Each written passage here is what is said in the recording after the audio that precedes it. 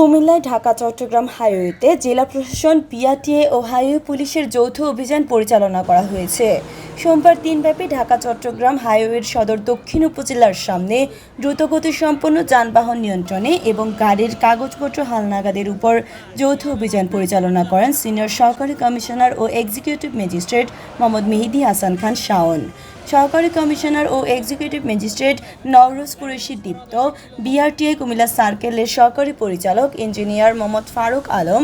উক্ত অভিযানে আরও উপস্থিত ছিলেন বিআরটিএ কুমিল্লা সার্কেল এর সহকারী রাজস্ব কর্মকর্তা মোহাম্মদ মোতাহের হোসেন, মোটরযান পরিদর্শক মোহাম্মদ সাইফুল ইসলাম, হাইওয়ে পুলিশের এসআই শরীফ সহ অন্যান্য কর্মকর্তা ও পুলিশ সদস্যবৃন্দ।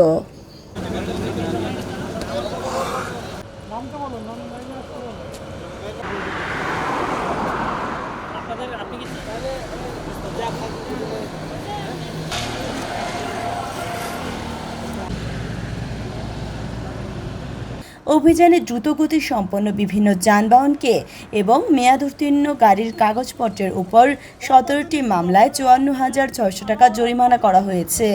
গত 3 দিনে সর্বমোট 131টি মামলায় 4,10,600 টাকা জরিমানা করা হয়েছে।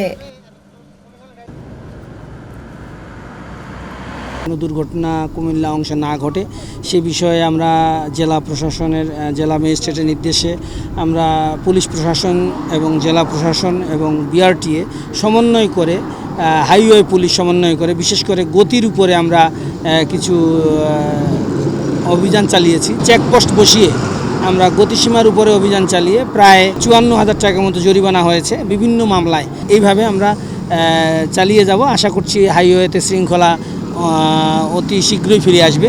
মহাসড়কে দুর্ঘটনা রোধ করতে এবং একই সাথে শৃঙ্খলা ফেরানোর উদ্দেশ্যে নিয়মিত আমরা যে যানবাহনগুলো চলাচল করে মহাসড়কে তাদের ড্রাইভিং লাইসেন্স, ফিটনেস সনদ, রুট পারমিট, ট্যাক্স টোকেন সহ অন্যান্য কাগজপত্র আমরা নিয়মিত যাচাই করছি এবং একই সাথে যাদের ব্যত্যয় পাচ্ছি তাদেরকে জরিমানা করা হচ্ছে এবং তাদেরকে কারাদণ্ড প্রদান করা হচ্ছে।